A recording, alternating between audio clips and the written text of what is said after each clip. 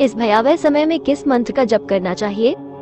देखिए, कलयुग में मंत्र तथा उसकी किसी योग्य गुरु से दीक्षा लेना दोनों ही बड़े कठिन है। पर इस उलझन को सबके प्रिय नारद जी ने पहले ही सुलझा लिया था। वे त्रिकालदर्शी हैं, उन्हें पता था कि आगे समय कठिन आएगा। नारद जी की बात देवता और दानव दोनों मानते हैं। ये सोचकर नारद जी ने एक ऐसा मंत्र बता दिया है जिसमें न ही दीक्षा की जरूरत है न ही गुरु की। कलिसतरण उपनिषद में नारद जी ने यही मंत्र बताया है। इस मंत्र को हर कोई जप सकता है, बिना माला के बोल भी सकता है। और तो और इसे कहीं भी किसी भी समय आप गा भी सकते हैं। नारद जी सावधान करते हैं, हरे नाम एव केवलम कलो नाथ सेव गति अन्यथा। यानी कलयुग में हरि नाम से ही, केवल हरि नाम से ही गति मिलती है। गति के यह दोनों अर्थ हैं, मुक्ति भी, रुक हुए काम में गतिशीलता। मंत्र देखिए, हरे राम राम राम हरे हरे, हरे कृष्ण कृष्ण कृष्ण हरे हरे। यही 32 अक्षर का महामंत्र है। इसे हर श्वास के साथ बोलें, ये सब काम कर देगा। ये है हरिनाम सुमिरन, जिससे प्रत्येक असंभव चीज भी संभव हो जाएगी। अगर बात करें श्रेष्ठ मंत्र की, तो मंत्र तरक्की, पैसा, मान सम्मान, सेहत समेत सब कुछ प्रदान करता है साधक के मनोभाव के अनुरूप। कौन सा मंत्र सर्वश्रेष्ठ है? मंत्रों की शक्ति से सभी भलीभांति परिचित हैं। मनचाही वस्तु प्राप्ति और इच्छा पूर्ति के लिए मंत्र जप से अधिक अच्छा साधन कोई और नहीं है। मंत्र जाप से पहले शुद्धि जरूरी है, इसलिए दैनिक नित्य कर्म से निवृत्त होने और स्नानादि करने के बाद ही जाप करना चाहिए। जाप करने के लिए सुबह सूर्योदय से पहले का समय सबसे उत्तम रहता है, क्योंकि इस समय सारा वातावरण शांत और सकारात्मक होता है। जाप के स्थान को भी भलीभांति साफ कर लेना चाहिए और एक साफ सुथरे आसन पर बैठकर ही जाप करना चाहिए। साधारण रूप से जाप करने के लिए तुलसी की माला उत्तम रहती है, लेकिन यदि किसी कार्य सिद्धि के लिए जाप किया जाए तो देवी देवता के अनुरूप ही माला लेनी चाहिए। जैसे भगवान शिव के लिए रुद्राक्ष की माला, तो लक्ष्मी जी के लिए कमलगट्टे की माला उत्तम मानी जाती है। जिस भी देवी या इष्ट देवता का जाप कर रहे हैं, उनकी छवि को दिलो दिमाग में रखकर ही जाप करना चाहिए और हर रोज कम से कम एक माला यानी 108 बार का जाप जरूर करना चाहिए। जाप विश्वास और पूर्ण श्रद्धा से कीजिए। वैसे सभी को पता है कि मंत्र अनेक है, सरल एक है राम राम। इसका जप करते रहो और तुम उन्नत अवस्था में ले जाओगे। ओम नमः शिवाय एक 6 अक्षर का मंत्र, ये हम में बुरी आदतों को नष्ट करने वाला माना जाता है, जिससे हमें महान शक्ति मिलती है। 12 अक्षरों का एक मंत्र है ओम नमो भगवते वासुदेवाय। यह मंत्र हमें भीतर की ओर ले जाता है, ऊर्जा को हमारे मेरुदंड में ले जाता है। ये भगवान की ओर, ऊपर की ओर निर्देशित करता है। 32 अक्षर के मृत्युंजय मंत्र का मंत्र मुक्ति का मंत्र है, लेकिन सबसे आसान, ऊंचा, इतना शक्तिशाली, परोपकार और कृपा से भरा हुआ कोई भी व्यक्ति जो इसका जप करता है, चाहे वो कोई भी लौकिक बोझ हो, जो बहुत जल्दी आत्मज्ञान की ओर जाता है। गायत्री मंत्र। गायत्री मंत्र श्रेष्ठ मंत्र है। इसके आगे सारी सृष्टि, संपूर्ण ब्रह्मांड, सभी देवी देवता, ऋषि मुनि, महर्षि सब समर्पित है। विद्यार्थियों के लिए गायत्री मंत्र का जाप बहुत प्रभावशाली होता है। इस मंत्र के जाप से मन एकप्रचित होता है और ज्ञान की वृद्धि होती है। जो लोग शिक्षा में सफलता प्राप्त करना चाहते हैं, उन्हें हर रोज गायत्री मंत्र का जाप करना चाहिए। इसका जाप प्रातःकाल में उचित होता है। गायत्री मंत्र।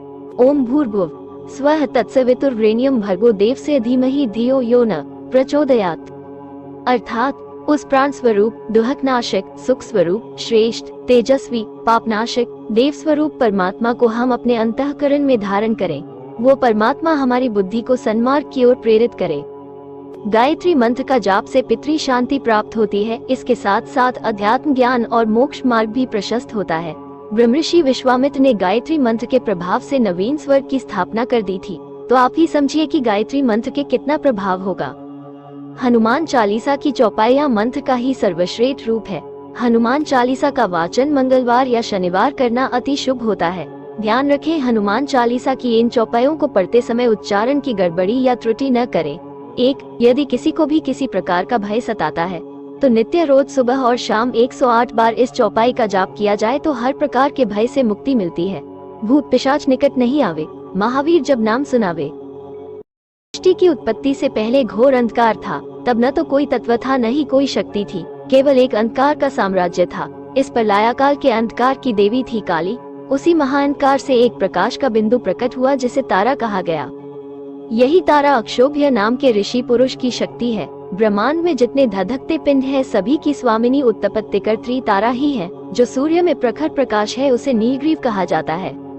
यही नीलग्रीवा माँ तारा है। सृष्टि उत्पत्ति के समय प्रकाश के रूप में प्राकट्य हुआ, इसलिए तारा नाम से विख्यात हुई। किंतु देवी तारा को महानीला या नील तारा कहा जाता है क्योंकि उनका रंग नीला है, जिसके संबंध में कथा आती है कि जब सागर मंथन हुआ तो सागर से हलाहल विष निकला जो तीनों लोकों को नष्ट करने लगा। तब समस्त राक्षसों, देवताओं, ऋषि मुनियों ने भगवान शिव से रक्षा की गुहार लगाई। भूत बावन शिव भोले ने सागर मंथन से निकले कालकूट नामक विष को पी लिया।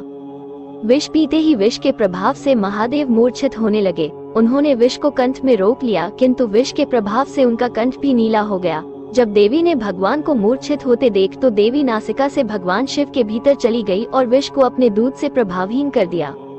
किंतु हलाहल विष से देवी का शरीर नीला पड़ गया। तब भगवान शिव ने देवी को महानीला कहकर संबोधित किया। इस प्रकार सृष्टि उत्पत्ति के बाद पहली बार देवी साकार रूप में प्रकट हुई। 10 महाविद्याओं में देवी तारा की साधना पूजा ही सबसे जटिल है। देवी के 3 प्रमुख रूप हैं।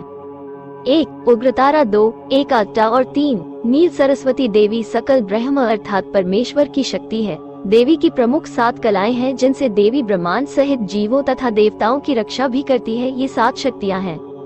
1 परा, 2 परात्परा, 3 अतीता, 4 चित्प्रा, 5 तत्प्रा, 6 तत्तीता, 7 सर्वातीता। इन कलाओं सहित देवी का ध्यान करने या स्मरण करने से उपासक को अनेकों विद्याओं का ज्ञान सहज ही प्राप्त होने लगता है। देवी तारा के भक्त के बुद्धिबल का मुकाबला तीनों लोकों मन कोई नहीं कर सकता।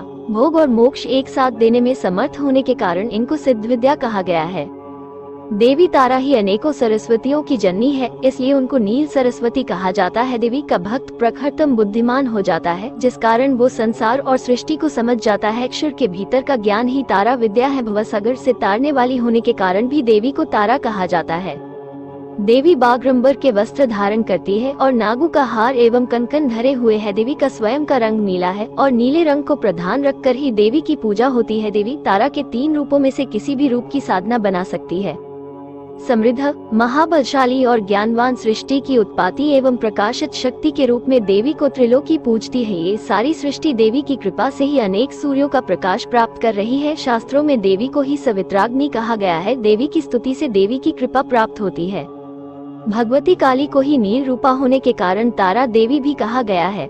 वचनांतर से तारा नाम का रहस्य ये भी है कि ये सर्वदा मोक्ष देने वाली, तारने वाली है, इसलिए इन्हें माँ तारा कहा जाता है। महाविद्याओं में ये द्वितीय स्थान पर परिगणित है और मोक्षदायिनी है। अनायास ही वाक शक्ति प्रदान करने में समर्थ है, इसलिए इन्हें नील सरस्वती भी कहते हैं। तारा देवी भयंकर विपत्तियों से भक्तों की रक्षा करती है, इसलिए उग्रतारा है। बृहन्नील तंत्र आदि ग्रंथों में तारा माता के स्वरूप की विशेष चर्चा है। हयग्रीव का वध करने के लिए इन्हें नील विग्रह प्राप्त हुआ था। ये शव रूप शिव पर प्रत्यालीन मुद्रा में आरूढ़ है। तारा माता नीलवर्ण वाली, नील कमलों के समान 3 नेत्रों वाली तथा हाथों में कैची, कपाल, कमल और खड्ग धारण करने वाली है। ये व्याघ्र चर्म से विभूषिता तथा कंठ में मुंडमाला धारण करने वाली है। शत्रुनाश, वाक शक्ति की प्राप्ति तथा भोग मोक्ष की प्राप्ति के लिए तारा अथवा उग्रतारा की साधना की जाती है। रात्रि देवी की स्वरूपा शक्ति तारा महाविद्याओं में अद्भुत प्रभाव वाली और सिद्धि की अधिष्ठात्री देवी कही गई है। भगवती तारा देवी के 3 रूप है, तारा, एक जटा और नील सरस्वती। तीनों रूपों के रहस्य, कार्यकलाप तथा ध्यान पर भिन्न है, किंतु भिन्न होते हुए सबकी शक्ति समान और एक है। भगवती तारा की उपासना मुख्य रूप से तंत्रोक्त पद्धति से होती है, जिसे आगमोक्त पद्धति भी कहते हैं। इनकी उपासना से सामान्य व्यक्ति भी बृहस्पति के समान विद्वान हो जाता है। आज की वीडियो में बस इतना ही। आप सभी का धन्यवाद। जय